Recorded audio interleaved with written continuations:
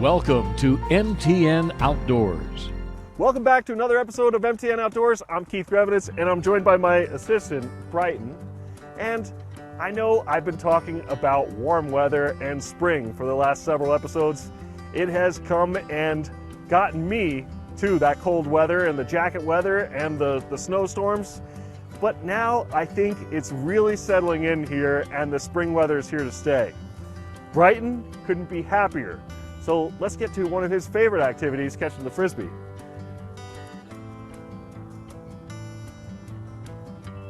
Oh, he got that one. Barely got it, but maybe he's a little camera shy. Thanks for watching MTN Outdoors.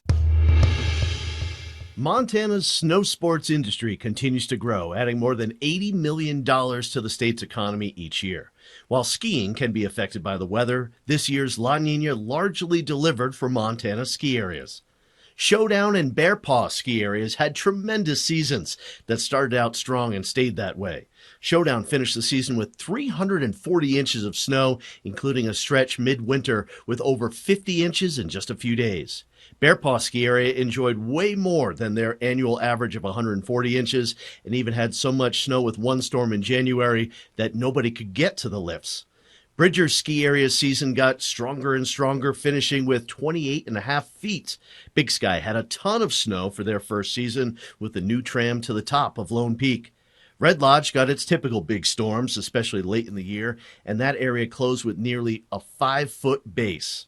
Great Divide ski area had some great days, especially during that cold stretch in mid-February.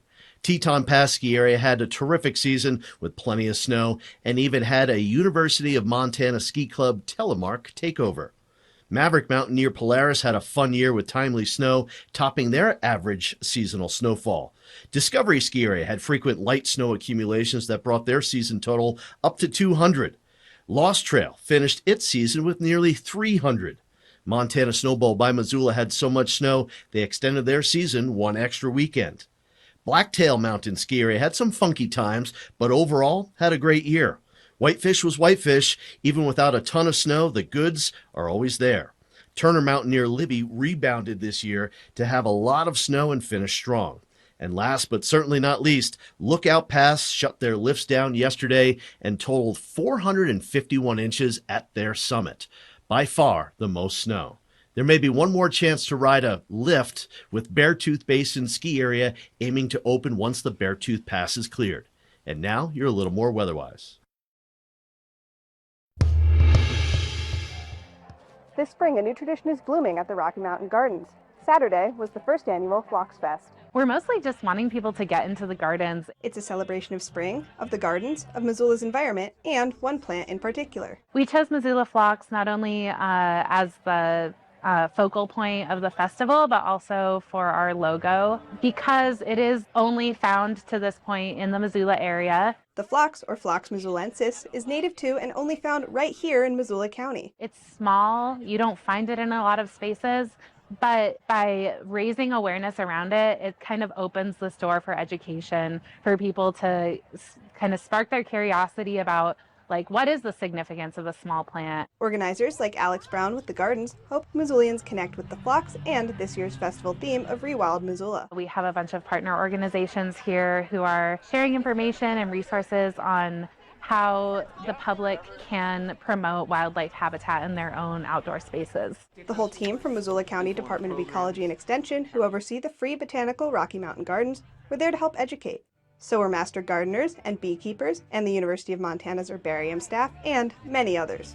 The festival had lots of information and excitement about Missoula's habitat, and also lots of plants. I'm here representing Montana Plants at Phlox Fest, and we've brought a selection of native plants from our nursery for sale today. Vendors like Jane McGuire were selling native plants and talking gardening tips. It's been great. It's been really busy. Really nice to meet folks who are interested in sort of rewilding their spaces with a lot of these native plants. I've learned some things too. A lot of the folks here are really, really knowledgeable, which has been fun. The festival also featured food trucks, live music, a scavenger hunt, and, of course, the gardens themselves. People can look at all the different species that would do well in this climate with very low effort. It's all to help germinate some excitement for native plants. By growing native plants, we're also supporting native pollinators, which then you just move on up the food chain. This is the first spring opening party, but not the last. It's going to be an annual event to get people out into the gardens. McGuire told MTN she was inspired by the festival's turnout. It's really cool to see what an interest there is just in our community in native plants. Like spring, Phloxfest is just starting to sprout. It's a quiet time in the gardens, but things are starting to bloom and they're definitely growing. In Missoula, Caroline Weiss, MTN News. Montana Fish, Wildlife, and Parks held their annual meeting with the Montana Trappers Association, which gives local trappers a voice in the upcoming trapping seasons. People from the local trapping community gathered at the FWP building in Kalispell to analyze and discuss the data collected from previous year's trapping seasons. Factors such as the population of certain animals like bobcats, beavers, and others were discussed at length between the FWP and local trappers to come up with regulations for the upcoming season.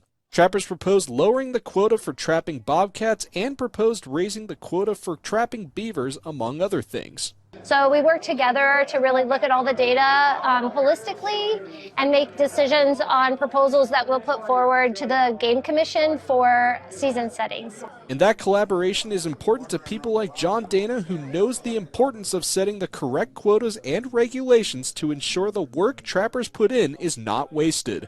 It's a place that trappers get to come and we have a voice here. So, there's a saying amongst us that if you don't show up to the meetings, then you can't complain. Dana also says the decisions made in this meeting are made with the intention of protecting the ecosystems in the area from an abundance of certain animals or animals that may be invasive to the land. None of the trapping community does it to make money or be rich anymore, not like back in the boom days. Most of us do it now because we're just being stewards. In Kalispell, Derek Joseph, MTN News. Currently, I'm standing outside the Ellen, and tomorrow night, for one night only, you can get the chance to see the Columbia River Canoe project. And you won't want to miss footage just like this. Getting to show it to people in Montana especially has been, some of the most rewarding parts. The documentary follows cousins Robert Lester and Braxton Mitchell on a 1,300-mile expedition canoeing from the Continental Divide all the way to the Pacific Ocean. I caught up with Rob on Zoom. He tells me him and his cousin paddled every mile together. However, it's his cousin Braxton who really became the heart of the story. Really, it's the story of Braxton. This kid with me who'd never been on a journey like this, a kid who'd never been in a canoe, and now all of a sudden he's going all the way to the ocean on the biggest adventure of his lifetime. Definitely never worked this hard before, but if it was easy, everyone would do it, so. The cousin's story hasn't just stayed on screen. Rob's been visiting schools across the state, sharing a message about courage, growth, and starting young. Especially, me and Braxton weren't all that old, and Braxton especially, he had just graduated high school. And I think it shows that, whatever your dreams are and, whatever goals you have, no matter how old you are, you can get them done, The film was also a showcase for Montana talent, with a team of young local filmmakers documenting the journey from start to finish. The videographers especially did well was, just showing how diverse the landscape was.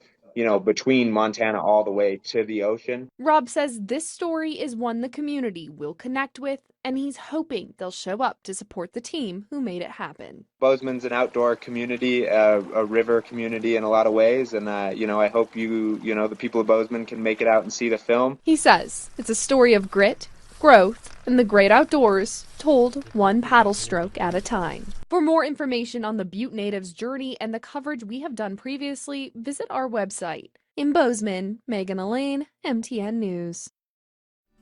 You're watching MTN Outdoors. We'll be right back.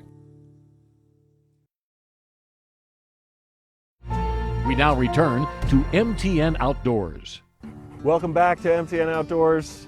And the weather is changing, and with it, there are some new things that you can do, and there are some new things happening with the earth around here.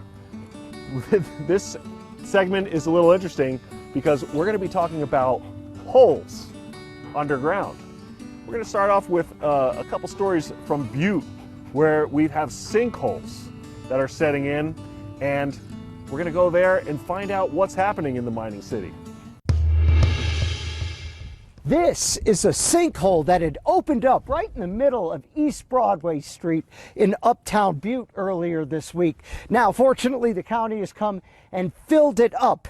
But under the ground of Uptown Butte, it's loaded with tunnels and abandoned mine shafts. So sometimes sinkholes can occur.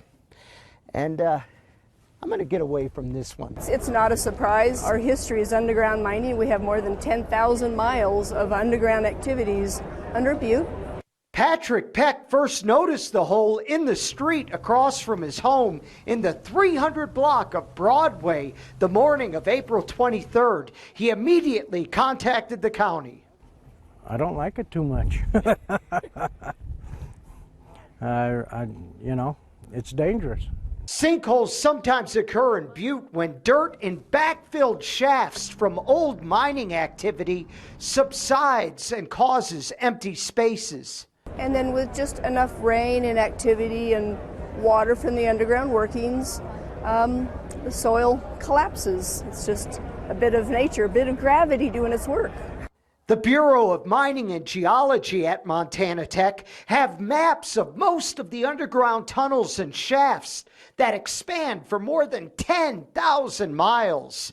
Peck said a few years ago a sinkhole opened up in his backyard. Now that I've had one in front of the house and one behind the house, I'm worried about what's going to happen when the middle decides to go, seeing that my house is sitting on it.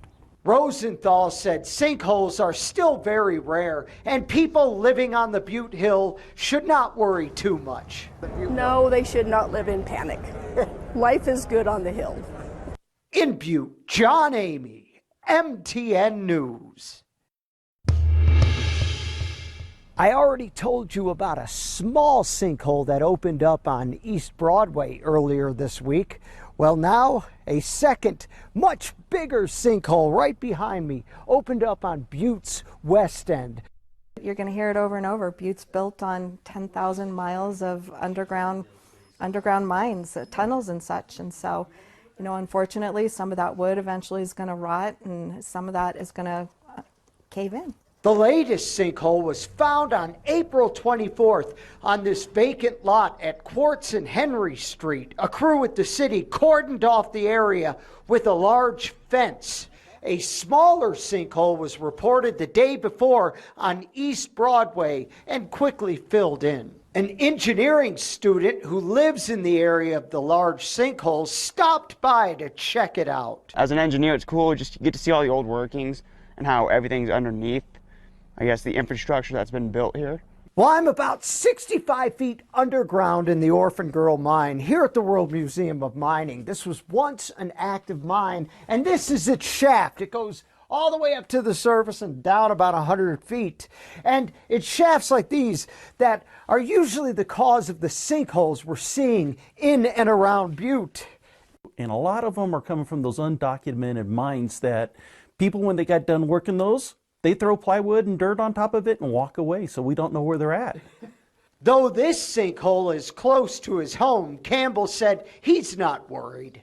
I know they got extensive scans and models of the old underground workings, so I know they try to do their best to make sure nothing's built over, like I guess the old workings where it could cave in. People should contact the city if they notice sagging on the ground around their home. Because you never know where or when it's going to happen. You know, you just hope for the best and pray that nobody gets hurt. In Butte, John Amy, MTN News. This is Montana's first state park, and it's open year-round, except for the caverns tours themselves. Those will kick off for the summer on Thursday. For that, there's two options. The Classic Tour, 3/4 of a mile and 300 feet elevation gain up to the entrance, then 3/4 of a mile, including 600 stairs up and down in the caverns. That one takes about 2 hours. Option 2 is the Paradise Tour. That one you'll see every stalactite, stalagmite, and other features found in Lewis and Clark Caverns, but in a 90-minute, much easier tour. It's a half-mile walk into the, we take you to the exit tunnel, and then you go through the exit tunnel, you pop into the grand finale room. There's 12 to 15 steps between that room and the Paradise Room, which is our largest and most decorated room in the cavern system. And then you just come back that same way. It was snowing while we were talking, can be blazing hot during the peak of summer. But that's only out here. Inside, well, consistency is everything. About 48 to 50 degrees. So we do recommend that people bring a jacket. They wear sturdy shoes. The caves are still growing, which means that they can be wet inside. So you want good sturdy shoes to be traveling through the caves. Water is allowed in the caves, but we don't allow food or drinks of, flavored drinks like that. But yes, you can bring water, so bring water. If you want to go this summer, plan ahead and book a reservation. All the tours are reservable, so you can go online and reserve your tickets through that.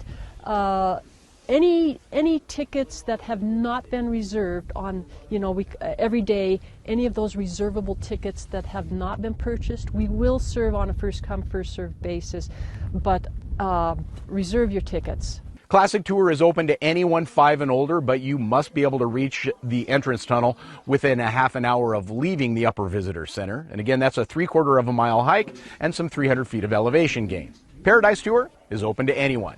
If you're interested, head on over to the Fish, Wildlife, and Parks website, look under State Parks for tour information. At Lewis and Clark Caverns, Chuck Lehman, MTN News. You're watching MTN Outdoors. Stay tuned for more Montana magic. We now return to MTN Outdoors. Spring is a time of renewal. Let's watch these segments about things coming back to life here in the Treasure State. Crews work on removing dirt and rock along the Beartooth Highway at mile marker 57.7. Last year, we moved the road away from the embankment, and now we have to go back in and soften the slope so that future flooding events won't take out the road. Softening the slope and decreasing the decline will allow equipment to get down safely to Rock Creek to put riprap on the banks. When you riprap, it's going to mess up the channel.